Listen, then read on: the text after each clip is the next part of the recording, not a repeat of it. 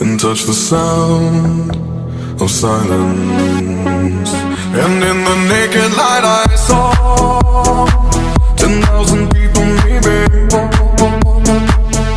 People talking without speaking, people hearing without listening, people writing songs that voices never share, and no one dared disturb the sound of silence. Fool said, you do not know. Silence like a cancer grows. Hear my words and I might teach you. Lay my arms and I might reach you. But my words, like silent raindrops, fell and echoed in the wells of silence.